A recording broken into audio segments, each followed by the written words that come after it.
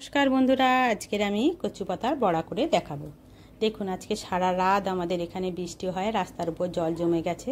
সকালেও টিপটিপ করে বৃষ্টি হচ্ছে, তার মধ্যে আমি একটা ছাতা নিয়ে বেরিয়েছি কচু পাতা তুলতে। এই বৃষ্টি হলে একটু বড়া বড়ি খেতে ভালো লাগে, তাই একটু বড়া করার জন্য আমি কচু পাতাটা নিলাম। কচু পাতা তুলে নিলাম। এখানে ভালো কচু পাতা নেই, সব পাতা নষ্ট হয়ে গেছে। এবার আমরা একটু বাগানের ভিতরে ঢুকবো, সেখানেও কিছু কচু গাছ আছে। দেখুন, এই যে কচু গাছ দেখা যাচ্ছে, তার থেকে আমি ছোট ছোট এবং নরম কিছু পাতা তুলে নিচ্ছি। এই কচু পাতাটা রান্না করার জন্য আমরা একটা বাটি নিয়েছি, তার মধ্যে মসুরের ডাল ভিজিয়ে দিচ্ছি। এই মসুরের ডালের সঙ্গে আপনারা চাল ভিজিয়ে দেবেন।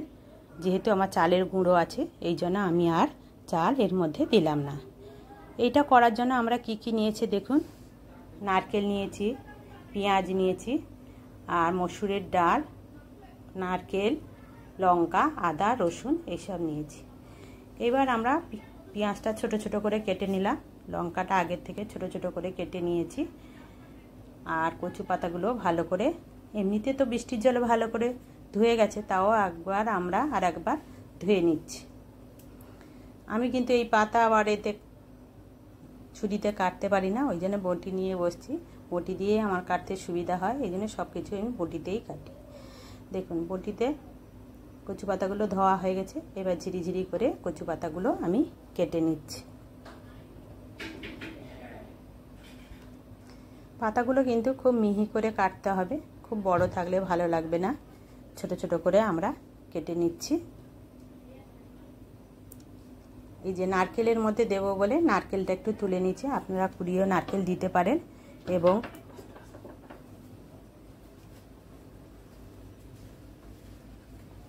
নারকেল তুলে নিয়েছি, এবার ছোট ছোট করে কেটে আমি ওই ডালের মধ্যে দিয়ে দিলাম। তার মধ্যে একটু আদা দিয়েছি ছোট ছোট টুকরো করে, আর রসুনও দিয়ে দিলাম।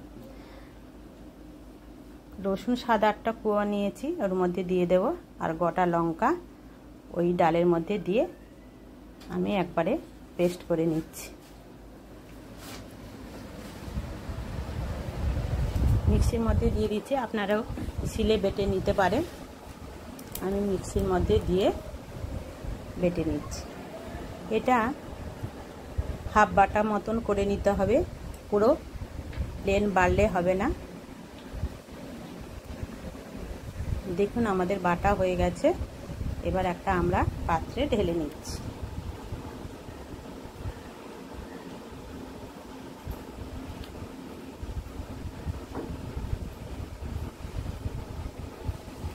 এবার উপর থেকে আমরা পেঁয়াজ আর লঙ্কা যে রেখেছিলাম আর একবার জলে ভালো করে ধুয়ে নিচ্ছি, দিয়ে ওর মধ্যে দিয়ে দিলাম। এটার মধ্যে আমরা আরও কিছু উপকরণ দেব। এই যে কচু পাতাগুলো কেটেছিলাম, সেটা আর একবার ধুয়ে নিলাম, দিয়ে জল চেপে ওর মধ্যে দিয়ে দিচ্ছি।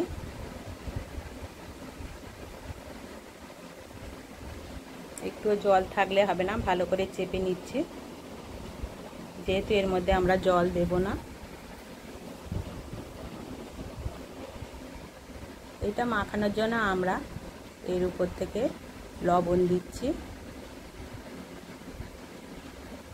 এই দেখুন, লবণ দিলাম, একটু লঙ্কা গুঁড়ো, বেশি লঙ্কা দেব না, যেহেতু কোচানো লঙ্কা আছে, বেটেও দিয়েছি, সামান্য লঙ্কা দিলাম। হলুদ দিলাম, ধনে জিরে দিয়ে দিলাম, আর উপর থেকে এই চালের গুঁড়ো দিয়ে ভালো করে মাখিয়ে নিলাম। দেখুন, বেশি পাতাই দেখা যাচ্ছে, বেশি ডাল বাটা এবং চাল দিইনি। এইভাবে আপনারা মাখিয়ে নেবেন। যেহেতু কচু পাতা গালে লাগতে পারে, সেই জন্য আমরা উপর থেকে একটু লেবুর রস দিয়ে দিলাম। আপনারা লেবু না থাকলে তেঁতুলের একটু মাড় বার করে এর মধ্যে দিয়ে দেবেন। এবার কড়াইটা বসিয়ে দিয়েছি। এর মধ্যে এরম কড়াই বসালে অনেকগুলো করে ভাজা যায়, তাই আমি এই কড়াইটা বসিয়েছি। আপনারা যে কোনো কড়াইতে বসিয়ে ভেজে নিতে পারেন। দেখুন, এটা ভাজতে বেশি তেলও লাগে না।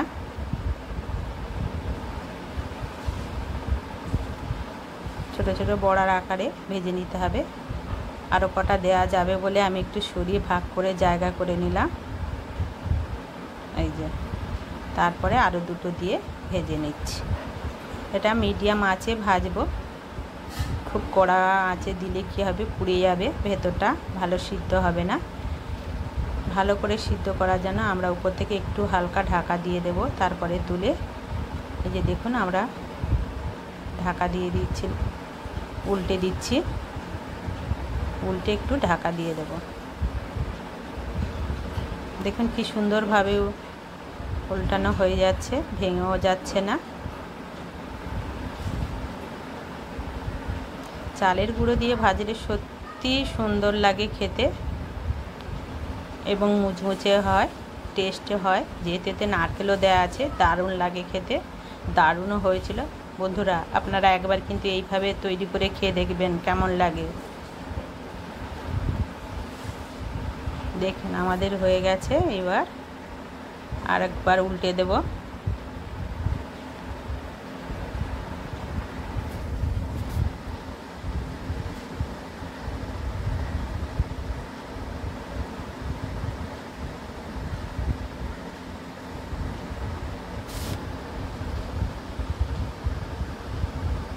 সবগুলো একে একে করে আমরা উল্টে নিলাম, উল্টে ভালো করে একটু কড়া করে ভেজে নিলাম।